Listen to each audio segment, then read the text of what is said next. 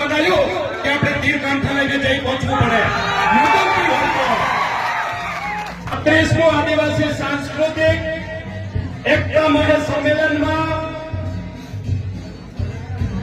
આયોજિત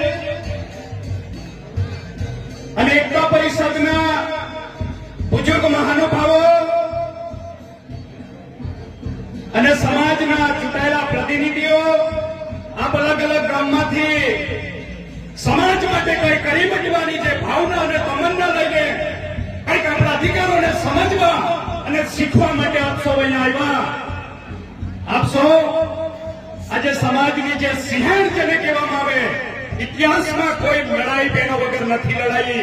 એવી બહેનો મિત્ર, લડાઈ બહુ લાંબી છે અને જો લડાઈ લડવી હોય તો ધીરજ ખોવાનું બંધ કરી નાખજો. બરાબર છે? જો આપણામાં તાકાત હોય તો સરદાર વલ્લભભાઈ પટેલનું સ્ટેચ્યુ 3,000 કરોડ રૂપિયાના ખર્ચે બનાવ્યું કે આપણે તીરકાંઠા લઈને જઈ પહોંચવું પડે. બરાબર છે? મુંબઈથી દિલ્હી હાઈવે ઇન્ડસ્ટ્રીયલ કોરિડોર આવે છે, એના માટે આપણે કોઈ નકળતા નથી. નકળીએ છે આપણે લોકો. ઓરિજિનલ લડાઈ લડવી હોય તો ભારત દેશના 15 આદિવાસીઓને જે ફંડામેન્ટલ રાઈટ છે એને પહેલા સ્ટડી કરો, અને સ્ટડી કરશો તો તમે આ તાકાતવર અને શક્તિશાળી લોકો સામે લડી શકશો. આવી રીતના લડાઈ નહીં. બરાબર છે? ખોટું લાગે માફ કરજો કે સીધો પોઈન્ટ પર આવવા માંડે છે.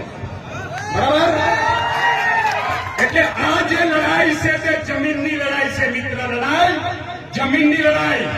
આ મહાનુભાવો આપણા જે ક્ષત્રિયો છે એ કોઈ પોતાના માટે નથી બલિદાન આપ્યું. હજારો વર્ષથી આ દેશ પર દરેક જાતિના બહારના લોકો આવીને આપણા પર આક્રમણ કરીને આપણી જમીનો છીનવી અને આપણા મહાપુરુષો, આપણા ભગવાનો પર જળ જંગલ જમીન માટે લડતા લડતા એ લોકો પોતાની શહાદત બોલી છે. અને આજે પણ એ જમીનનો પ્રશ્ન હલ નથી થયો. સેમ પરિસ્થિતિ જમીન, જળ જંગલ જમીનની લડાઈ માટે આપણે ભેગા થઈને વાતો કરીએ છીએ. લડવું જોઈએ. બરાબર? એટલે નાની સૂની વાત નથી. આ તમારું જે યુથ છે, તમારામાં તાકાત છે અને સહી દિશામાં લાગુ કરો. બાકી સરકારના બાપની તાકાત નથી. બરાબર? એટલે ઘણા બધા વક્તા છે, મારે ઘણું બધું કેવું છે. આપણે ફાયર પ્લાન્ટ છે, પૂછી લીધો. બરાબર?